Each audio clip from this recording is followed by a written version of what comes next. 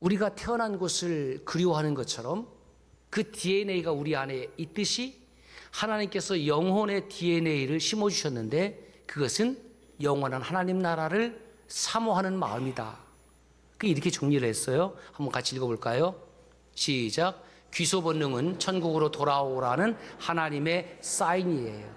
귀소 본능을 느낄 때마다 이거 오트 세메이온 사인이구나. 그런 차원에서 명절은 하나님께 돌아가는 시간입니다. 리턴입니다. 삶의 목적과 방향을 다시 하나님께로 전환하는 유턴의 시간입니다. 그 유턴의 유자를 한번 보세요. 가던 방향을 어떻게 합니까? 돌이키잖아요. 바뀌어지잖아요. 그리스도인이 누구냐? 이렇게 정의를 할 수 있습니다. 그리스도인이란 시작. 그리스도인은 하나님께 돌아간 사람이요 주님이 세우신 삶의 목적과 방향으로 바꾼 사람이다. 여러분, 그리스도인은 삶의 목적과 방향을 내가 세우는 것을 말하는 것이 아니에요. 많은 사람들이 내 삶의 목적과 방향을 내가 세워요. 그러나 그리스도인은 삶의 목적과 방향을 주님이 십자가에 세우신 목적과 방향에 동의하고 사는 사람을 말하는 것이지요. 그렇다고 하면 모든 그리스도인의 삶의 목적과 방향은 같다 틀리다 같습니다. 왜냐하면 주님께서 세우신 삶의 목적과 방향에 동의한 사람이기 때문입니다. 삶의 수고가 없다면 인생의 아름다운 열매도 없습니다. 그것을 기억하면서 수고하는 인생이 정말 아름다운 인생인 것을 다시 한번 깨닫습니다. 삶은 수고스럽습니다. 그리고 삶은 잘 살아내야 됩니다. 잘 살아내고 계십니다. 잘 살고 있습니다. 그러면 잘 살고 있는 것은 무엇이냐? 잘 산다는 것은 무엇이냐? 그것은 나를 잘 사용하는 것입니다. 저는 8월 마지막 주 메시지를 통해서 마태복음 22장의 말씀을 전했습니다. 34절부터 40절까지 신비한 관계로의 유턴. 잘 사는 것은 하나님과의 관계에서 거룩한 삶으로, 이웃과의 관계에서 섬기고 나누고 도와주는 삶으로, 그것이 나를 잘 사용하는 것입니다. 이 신비한 관계로의 유턴, 이 마태복음 22장 34절에서 40절까지의 말씀은 마가복음 12장 28절에서 34절, 오늘 누가복음 10장 25절 28절과 동일한 본문입니다. 그래서 마태, 마가, 누가를 공관 복음이라고 하는 것이죠. 한 율법교사가 예수님을 만나 질문합니다. 그런데 이 마태와 누가는 이 율법교사의 질문을 단순히 질문이라고 하지 아니하고 원어에 보니까 테스트 이렇게 되어 있어요. 이건 뭐냐 하면 시험하는 거죠. 몰라서 질문하는 것이 아니라 예수님을 곤란에 빠뜨리기 위한 질문이었습니다. 예수라는 사람이 지금 백성들에게 인기를 얻고 있는데 이 사람이 과연 율법에 대해서 얼마나 많이 알고 있는지 내가 한번 테스트해 봐야 되겠다. 그리고 엉뚱한 대답을 한다면 그의 코를 납작하게 만들어줘야지. 이러한 의도를 가지고 질문합니다. 질문이 무엇입니까? 선생님, 내가 무엇을 하여야 영생을 얻으리까? 무엇을 하면 제가 영생을 얻을 수 있습니까? 영생. 그 영생을 얻으려면 이렇게 하면 영생을 얻을 수 있어. 이렇게 이제 대답이 나와야 되는데 주님은 그렇게 대답을 하지 않습니다. 왜 그럴까요? 이 질문 자체에 오류가 있기 때문에 그렇습니다. 어떤 오류가 있느냐? 여러분, 영생은 우리가 무엇을 하여야 영생을 얻는 것이 아닙니다. 그건 복음이 아니죠. 율법 교사는 영생을 알고 있었지만, 영생에 관심을 갖고 있었지만 무엇을 하여야 한다라는 율법주의적인 관점을 가지고 있었습니다. 그래서 도리어 주님께서 질문하시죠. 도대체 율법에는 무엇이라고 기록되었으며 너는 그것을 어떻게 읽느냐? 이 율법 교사가 대답합니다. 27절 보세요. 내 마음을 다하며 목숨을 다하며 힘을 다하여 주 너의 하나님을 사랑하고 또한 내 이웃을 내 자신과 같이 사랑하라 하였나이다. 뭐 술술술술 대답하는 겁니다. 왜? 전공자니까. 주님께서 이렇게 말씀하시죠. 네 말이 옳도다. 이어진 주님의 말씀이 뭐냐면 이를 행하라 그리하면 살리라. 이게 이제 목에 이제 가시버로 박히는 거예요. 이를 행하라 그리하면 살리라. 말씀을 뒤집으면 이를 행하지 않으면 너는 살지 못한다라는 뜻입니다. 여러분, 율법 교사는 율법에 정통한 사람입니다. 율법이 무엇입니까? 시내산에서 모세를 통하여 주신 하나님의 수없는 규례가 율법입니다. 그 율법을 10가지로 압축한 것이 십계명이에요. 그 십계명을 2가지로 압축하면 하나님 사랑, 이웃 사랑인데 십계명의 첫 번째부터 4번째까지는 하나님 사랑, 5번째부터 10번째까지는 이웃 사랑입니다. 그러니까 율법에 수많은 조항이 있지만 하나님 사랑, 이웃 사랑, 이것이 하나님께서 말씀하신 명령의 핵심이라는 겁니다. 문제는 이 율법 교사는 하나님 사랑, 이웃 사랑을 어떻게만 알고 있었느냐? 이 머리로만 알고 있었다는 거예요. 머리로만. 여러분, 오늘 한국 교회가 교인이 감소하고 수많은 교회들이 문을 닫는 이유가 무엇일까요? 하나님의 은혜가 없어서입니까? 한국 교회가 은혜를 못 받았기 때문입니까? 저는 그렇게 생각하지 않습니다. 하나님께 주신 은혜가 너무나 차고 넘칩니다. 하나님 말씀이 차고 넘칩니다. 그런데 왜 그럴까요? 그것은 받은 은혜를 섬기고 나누고 도와주는데 사용하지 않았기 때문이에요. 은혜는 받았지만 하나님 사랑, 이웃 사랑에 우리가 너무너무 많이 부족했다라는 것입니다. 하나님 사랑, 이웃 사랑을 입술로, 머리로만 알았지 이를 행하는데 절대적으로 부족한 거예요. 그리고 예배당에 나와서 하나님의 말씀을 엔조이하는 거지. 이걸 무슨 신앙이라고 했어요? 관념적 신앙이다. 다리는 없고 머리만 있는 신앙을 말하는 겁니다. 그래서 주님은 이 율법 교사를 향해서 간단하게 말씀하십니다. 이를 행하라. 몰라서 행하지 못한다고 하면 그나마 가르쳐주면 되는데 알고 있으면서도 우리는 행하지 않아요. 너 참 잘 알고 있다. 그러나 아는 것이 전부가 아니고 아는 것을 실천하는 것이 중요한데 너는 아는 것에서 끝나고 있구나. 그러니 제발 이것을 행하라. 여러분, 야고보서 2장 17절에 야고보 사도를 통해서 뭐라고 말씀하십니까? 행함이 없는 믿음은 죽은 믿음이다. 그러니 주님의 말씀은 이 율법 교사에게 얼마나 뼈아픈 말씀이라는 말입니까? 여러분, 우리가 하나님의 말씀을 듣는 이유가 무엇이냐 하면 내 생각을 지지받기 위해서 듣는 것 아니에요. 진짜 은혜가 어디서 시작되냐면 하나님의 말씀을 들을 때에 내가 그동안 생각했던 마음들, 생각들, 관념들, 철학들, 그것이 하나님의 말씀과 충돌되면 내 속에 불편함이 시작이 되는 거지요. 아, 불편해. 아, 싫어. 듣기 싫어. 그 진정한 은혜가 뭔지 몰라요. 하나님 말씀이 들려졌을 때에 내가 불편함이 시작된다면 그 불편함에서 하나님의 은혜가 시작된다는 것을 누차 말씀을 드렸습니다.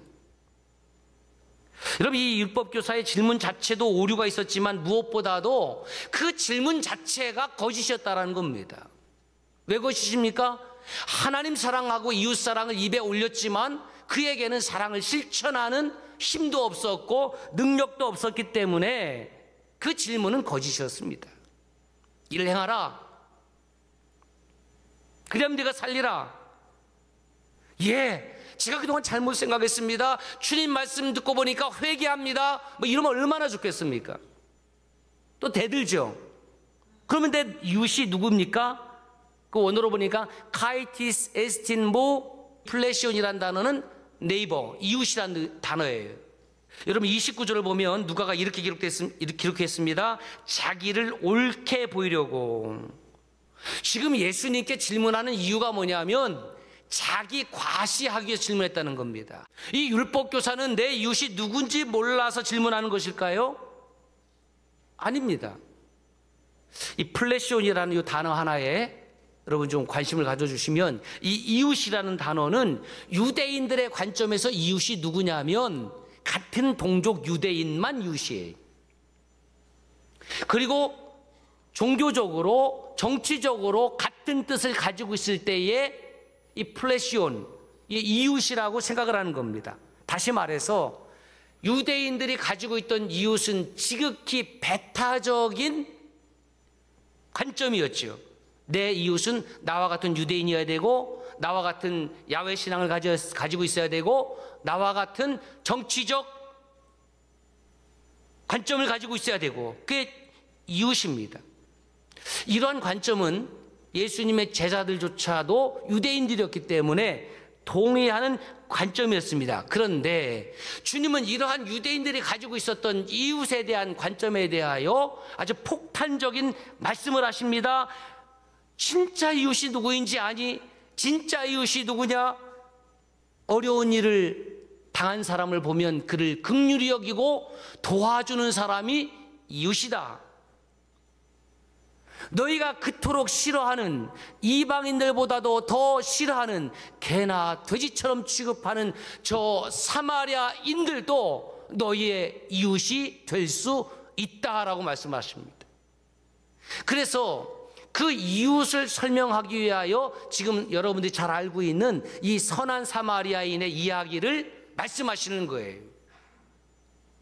그러니까 이 율법교사와 예수님 사이에 이 내용과 선한 사마리아인의 이 이야기는 통으로 같이 읽고 여기에서 말씀의 의미를 파악하는 것이 성경적으로 타당합니다.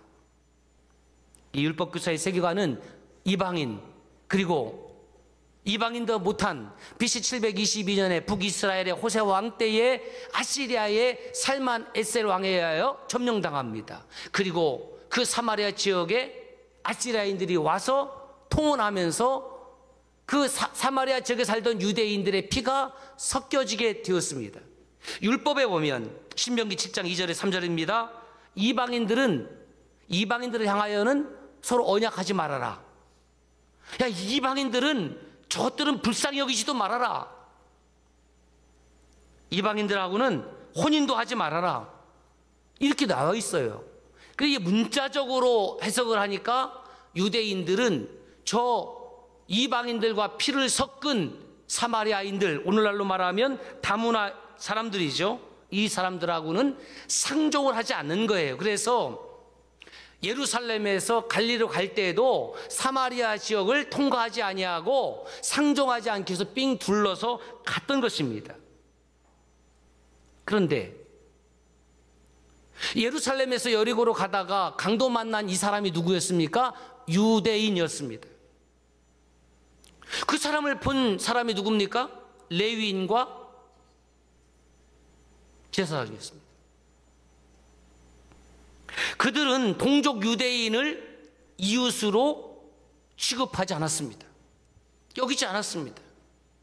레위인과 제사장이 누굽니까? 율법에 청통한 사람들입니다. 종교 전문가입니다. 사랑을 말하는 것입니다. 말하는 사람들, 지금 율법교사와 같은 그런 부류의 사람입니다. 입으로는 하나님 사랑하고 이웃 사랑하라고 끝없이 이야기했던 사람이 제사장과 레위인입니다. 그런데 패스했습니다. 여러분, 저는 이 말씀을 가지고 5가지 질문을 해봤습니다. 첫째는 도대체 누가 강도 만난 사람인가? 오늘 누가 강도 만난 사람입니까? 나의 도움을 애타게 기다리는 사람이 바로 강도 만난 사람입니다. 여러분, 인생은 나 혼자 감당할 수 있는 어려움과 고난이 있는가 하면 나 혼자만 감당할 수 없는 어려움도 많이 있습니다. 그래서 공동체가 필요한 것이고 목장이 필요한 것이고 그래서 교회가 필요한 것 아닙니까? 두 번째, 누가 강도냐? 여러분, 강도가 누굽니까? 오늘 이 시대의 강도는 누굽니까? 칼을 들고 하는 강도도 있겠지만은 자신의 명예나 출세나 욕심을 위해서 타인을 무참하게 짓밟는 사람, 그 사람이 강도입니다. 그런데 이 말씀 속에는 또 한 사람의 강도가 등장을 하죠. 누굽니까? 여관주인입니다. 이 사람은 칼을 들고 빼앗지는 않았습니다. 그러나 자신의 이익만은 확실하게 챙기는 사람이었다는 거지요. 사마리아 사람은 자기의 부비를, 기름과 포도주를 사용을 하고 돈을 들였지만 이 여관 주인은 이 강도 만난 사람에게 모든 비용을 다 받습니다. 아, 어려움을 당했군요. 저도 돕겠습니다. 사람 살리고 봐야죠. 내가 돈을 받지 않겠습니다. 이렇게 하지 않았다라는 거예요. 강도나 여관 주인이나 손해보는 일은 절대로 하지 않았습니다. 오늘 우리가 그리스도로 살면서 손해보는 일은 절대로 하지 않는 사람이 바로 강도나 여관 주인 같은 사람입니다. 아니, 칼을 들고 다니진 않지만 내 이익만 확실히 챙기는 사람이라고 하면 오늘의 그리스도인들은 여관 주인일 수 있습니다. 네 번째, 누가 제사장이나 레위인 같은 사람일까? 귀찮은 일, 복잡한 일 안 하는 거죠. 외면하는 거죠. 피해가는 거예요. 여러분, 그리스도의 몸된 교회 공동체를 세워나간다는 것이 여러분 얼마나 힘이 드는 일입니까? 우리 교회에서 유아부부터 중고등부 청년 공동체 이르기까지, 그리고 뭐 생명사역으로, 그리고 주차장 사역으로, 예배 사역으로 모든 성도들이 구석구석에서 한마음 한뜻 되어서 톱니바퀴처럼 착착착 진행되니까 그리스도의 몸된 교회 안에 영적 질서가 세워지고 이곳을 통하여 우리는 하나님의 영광을 드러내고 예배하고 하나님의 은혜를 채워나가는 것이고. 그런데 나는 안 돼, 귀찮아, 시간 없어, 바빠, 복잡해. 이런 사람이 바로 이 시대의 레위인이자 제사장 같은, 율법교사 같은 그런 사람입니다. 여러분, 죄라는 것은 사람이 마땅히 하지 말아야 할 것을 하는 것도 죄지요. 강도, 도둑, 사기, 간음, 그거 다 죄입니다. 그런데 주님이 말씀하시는 죄가 또 하나 있는데 그것이 무엇이냐면 사람이 마땅히 해야 할 것을 하지 않는 것도 죄라는 거예요. 다섯 번째, 누가 선한 사마리아인인가? 여러분, 선한 사마리아 사람은 선하다라고 표현하기 전에 이미 사마리아 사람으로 온갖 상처를 받고 살아가는 사람입니다. 여러분, 우리 가운데 상처 없는 인생이 어디에 있어요? 그런데 상처를 주었다고 하는 사람은 아무도 없습니다. 온갖 상처를 받고 살아가는 사람, 유대인들이 그렇게 무시했는데 유대인이 지금 강도를 만나서 죽게 되었습니다. 꼴 좋다, 네가 그렇게 사니까 그런 어려움을 당하는 거야, 뭐 이렇게 하고 지나갈 수도 있지 않습니까? 아, 레위인도 지나갔고 제사장도 지나갔고 목사도 지나가고 장로도 지나가고 권사도 지나갔는데 아, 내가 뭐라고 저 사람을 도와줘? 이렇게 생각할 수 있잖아요. 이쯤 되면 누가 이웃을 사랑하는지에 대하여 대답은 분명해졌습니다. 그래서 주님이 질문하죠. 역으로 이 세 사람 중에 누가 강도 만난 자의 이웃이 되겠느냐, 이렇게 질문했거든요. 그러면 사람이 양심이 있으면 이렇게 대답해야 돼요. 주님 말씀 듣고 보니까 명확해졌습니다. 제가 이웃이라고 생각하지 않았던 이 사마리아 사람이 진짜 이웃입니다. 제가 생각을 바꾸겠습니다. 유턴하겠습니다. 뭐 이렇게 하면 얼마나 좋을까마는 쌍디귿 오 이응 자존심, 그 알량한 자존심 때문에 그 알량한 자존심을 수정하기 싫어서 이렇게 대답합니다. 자비를 베푼 자니이다. 자기는 주님이 뭐라고 말씀하시든지 절대로 내 생각 수정하지 않겠습니다. 나는 사마리아 사람하고 이웃이 될 수 없습니다라는 대답입니다. 나는 저 사람하고 친구가 될 수가 없어. 저 장로, 저 권사, 저 집사하고는 내가 상종하지 않을 거야. 이런 태도가 바로 율법 교사의 태도입니다. 저는 지난 8월 26일부터 30일까지 컴패션과 함께 필리핀의 수도 마닐라를 갔습니다. 그리고 마닐라 인근에 약 50분 정도 차를 타고 안티폴로라는 지역을 방문했는데 극히 가난한 자들이 있는 곳이었습니다.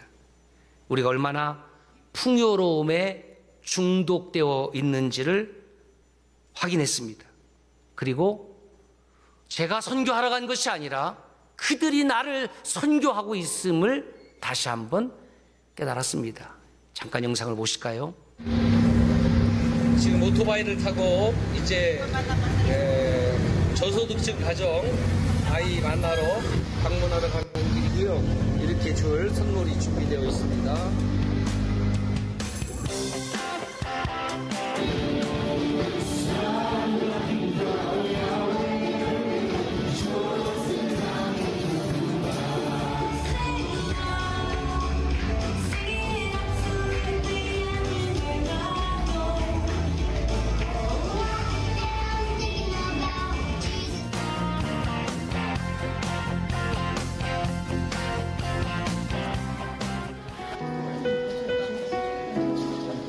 Because you look after your brothers.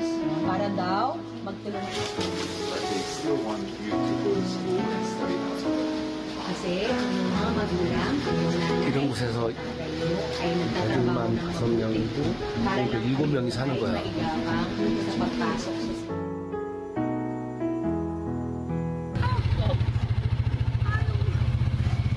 자, 이제 가정 방문을 마치고 이제 두 아이 후원하기로 약정하고 돌아갑니다.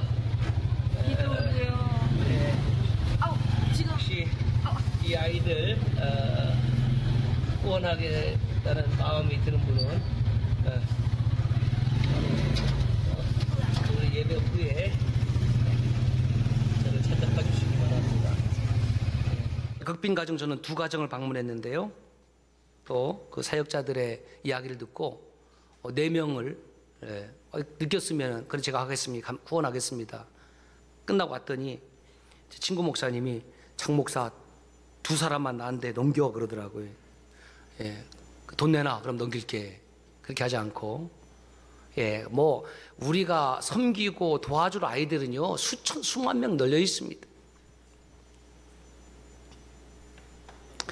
하나님께서 보여주셨으니까 긍휼의 마음이 내게 있으면 그 긍휼을 베푸는 거예요.